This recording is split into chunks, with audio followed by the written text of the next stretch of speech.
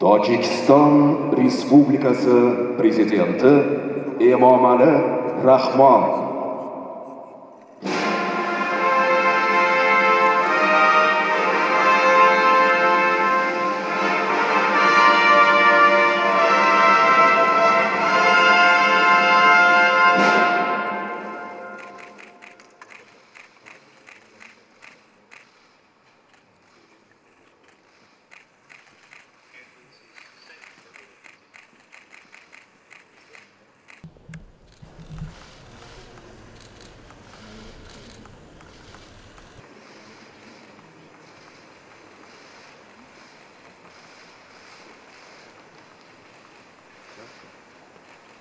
президенти кишвари мо муҳтарам Эмомали Раҳмон рушди муттасили муносибатҳо бо Иттиҳоди Аврупоро дар сатҳи дуҷониба ва бисёрҷониба яке аз самтҳои афзалиятноки сиёсати хориҷии Тоҷикистон номиданд. Таъкид гардид, ки харитаи роҳ оид ба амиқсозии равобит миёни Осиёи Марказӣ ва Иттиҳоди Аврупо санади калидӣ гардида ҳамкории байниминтақавиро танзим менамояд.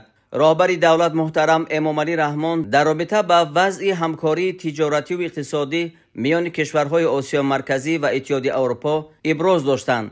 мо ҳадаф дорем, ки содироти маҳсулотро аз истеҳсолкунандагони тоҷик ба бозорҳои Аврупо аз ҷумла тавассути истифодаи имтиёзҳои тиҷоратӣ ба ҳамдигар боз ҳам густариш бахшем. сарвари давлат муҳтарам Эмомали Раҳмон оид ба имкону захираҳои табиии кишвари мо иқтидорҳои бахши саноат, энергетика ва кишоварзӣ андешаронӣ намуда изҳор доштанд, ки Тоҷикистон барои ҷалби сармояи хориҷӣ, ворид кардани технологияҳои навини аврупоӣ ва истифодаи таҷрибаи ширкатҳои бонуфуз ҳавасманд мебошад.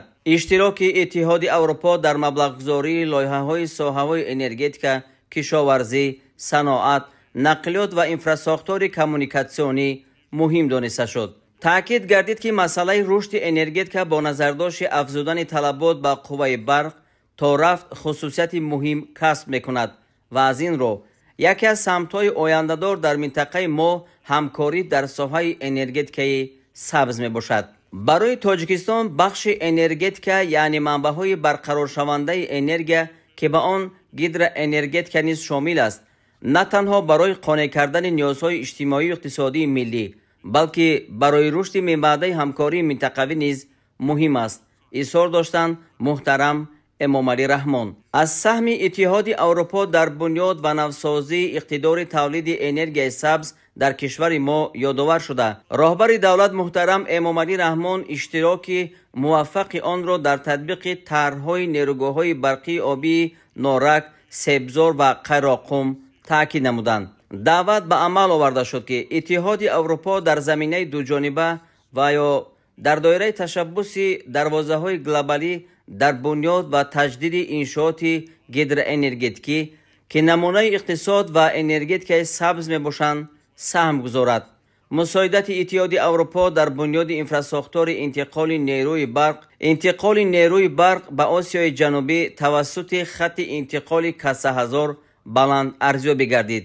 роҳбари давлати мо муҳтарам Эмомали Раҳмон оид ба нақшаҳои Тоҷикистон дар бораи то соли 2030 афзоиш додани иқтидори истеҳсоли қувваи барқ аз нерӯи офтоб ва шамол то ба 10% тамоми истеҳсоли нерӯи барқ дар кишвар андешаронӣ намуданд. сарвари давлат иброз доштанд, ки мо дар асоси стратегияи рушди иқтисоди сабз то соли 2032 истеҳсоли энергияро дар кишвар пурра аз ҳисоби манбаъҳои таҷдидшаванда ба роҳ монда то соли 2037 Тоҷикистонро ба кишвари сабз табдил медиҳем. аз ташаббусҳои ҷаҳонии Тоҷикистон оид ба ҳалли мушкилоти глобалӣ аз ҷумла ҳифзи перяхҳо ёдовар шуда, президенти кишвар таъкид доштанд, ки дар охири моҳи майи соли равон дар шаҳри Душанбе баргузории нахустин конфронси байналмилалии сатҳи баланд доир ба ин мавзӯъ дар назар аст. дар ин зимн изҳори бовар карда шуд, ки шарикони аврупоӣ ва минтақавии Тоҷикистон